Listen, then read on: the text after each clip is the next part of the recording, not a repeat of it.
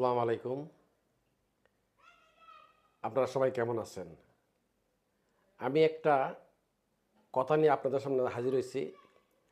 বিএনপির চেয়ারপারসন বেগম খালেদা জিয়া আজ ভীষণ অসুস্থ।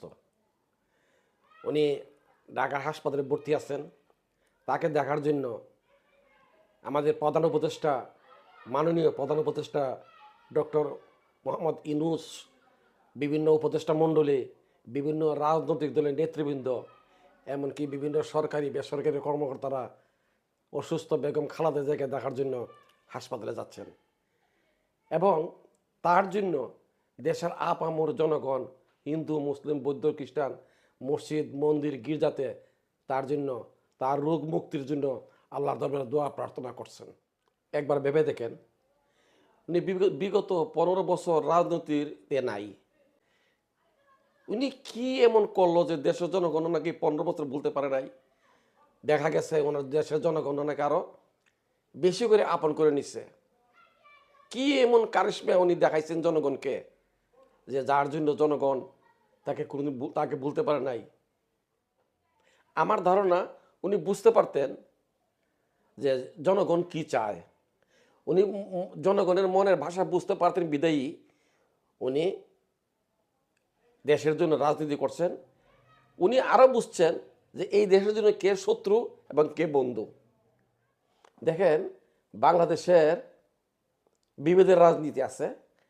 একদল আছে মুক্তিযোদ্ধাকে বিবাদ কইরা রাজনীতি করে, আরেক দল আছে ধর্মকে ব্যবহার করে রাজনীতি করে।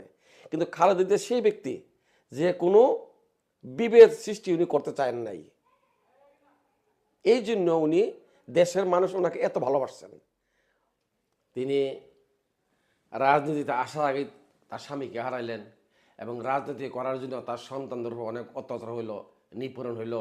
এই রাজনীতিক অবস্থায় তিনি তার মাকে হারাইলেন, তিনি তার এক সন্তানকে হারাইলেন, আরেক সন্তানের উপরে অনেক অত্যাচার হইল। তবু তিনি দমে যান নাই। উনি একটা কথাই বলছে যে আমার বাহিরে কোনো প্রভু নাই, দেশের জনগণই আমার সব, আমি দেশের জনগণ ছেড়ে কোথাও যাব না, আমি দেশেই জন্ম নিচ্ছি, এই দেশেই মরতে চাই, দেশের জনগণই আমার সব। আমরা জানি সবাই, জুলাইয়ের আন্দোলনে দেশের স্বৈরাচার মুক্ত হইল। সেই স্বৈরাচারের আমলে উনি যতগুলা কষ্ট জ্বালার জন্য সইছে, উনাকে মানসিক এবং শারীরিকভাবে যেভাবে তারা কষ্ট দিছে, সেই কষ্টটা উনি আস্তে আস্তে ওনার সারা শরীর রোগে আক্রান্ত হইছে। কিন্তু দেশের জনগণ সেই জুলাইয়ের আন্দোলনের পরে তার প্রকৃত নেত্রীকে কাছে পাইছে। এখন তিনি অসুস্থতা নিয়ে উনি ঢাকার একটি ঐতিহ্য হাসপাতালে ভর্তি আছেন। আমরা সবাই দেশবাসী ওনার এই মহিষী নারীর জন্য দোয়া করি।